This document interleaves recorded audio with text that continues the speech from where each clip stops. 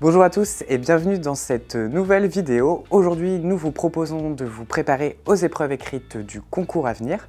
Donc épreuve écrite donc là axée sur les mathématiques, concours qui va se dérouler le 29 avril prochain. Alors une petite introduction auparavant, donc le concours à venir ouvre les portes de 16 campus au sein d'écoles d'ingénieurs et il se couple aussi avec une étude de dossier. Il y a aussi d'autres modalités d'entrée dans les écoles, à venir plus pour les profils déjà dans l'enseignement supérieur et une procédure pour les personnes qui veulent intégrer un bachelor. Aujourd'hui, je suis avec Baptiste. Est-ce que tu peux te présenter ? Bonjour, je suis enseignant référent en mathématiques sur le cycle préparatoire de l'école Builders. Parfait. Eh bien, merci d'avoir répondu à l'invitation. Est-ce que tu peux nous dire en quoi consiste l'épreuve écrite du concours à venir ? C'est un sujet écrit sous forme de QCM qui comporte 45 questions. D'accord. Donc cette année, le concours à venir ouvre ses portes à de nouveaux profils. Est-ce que tu peux nous en dire un peu plus ?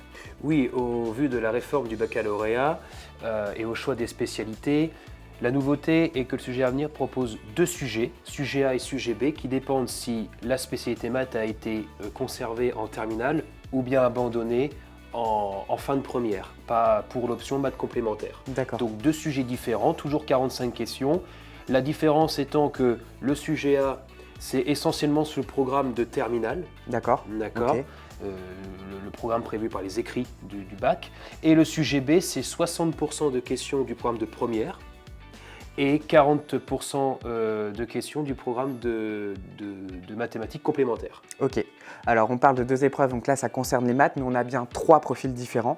Le profil violet, donc spécialité maths plus une scientifique, un profil jaune avec deux spécialités scientifiques et enfin un profil vert avec une spécialité maths plus une spécialité non scientifique.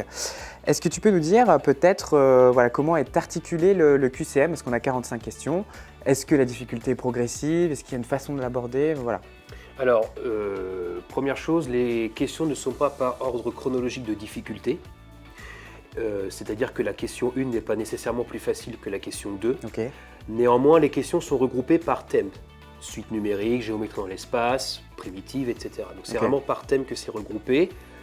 Et en termes de conseils pour aborder le sujet de mathématiques, c'est tout d'abord de lire une première fois le sujet pour justement discerner les questions qui vous semblent les plus faciles pour y répondre tout de suite ouais. sans trop perdre de temps et après se pencher sur les questions qui sont un peu plus difficiles. Ok, puis peut-être aussi ce qu'on préfère faire d'abord. Tout à fait.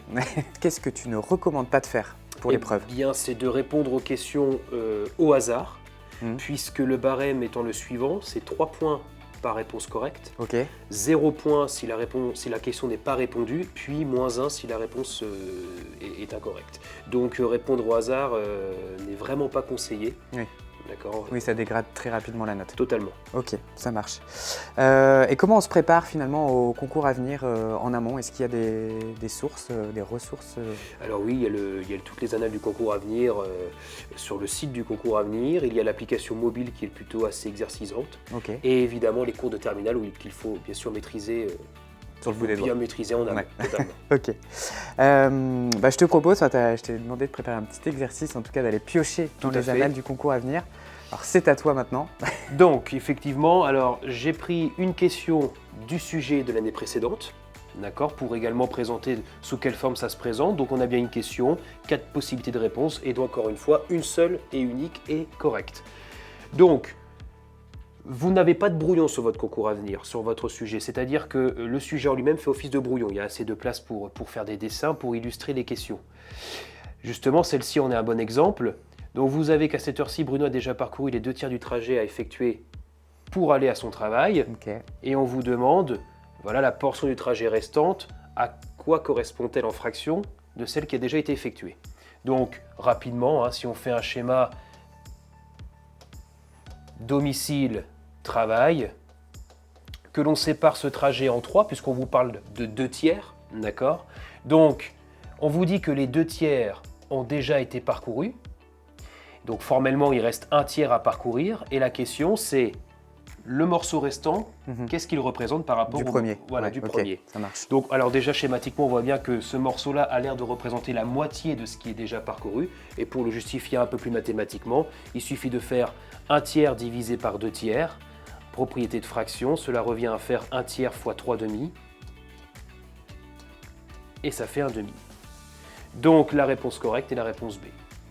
Alors, tu as fait ça avec une incroyable facilité. En tout cas, merci pour ces conseils. Merci de nous avoir accordé du temps aussi. On vous souhaite bon courage pour la préparation de ces épreuves. J'espère qu'on vous rencontrera aussi sur les épreuves sur le campus de Caen le 29 avril prochain. Et on vous dit à bientôt pour de nouvelles vidéos. Bon courage.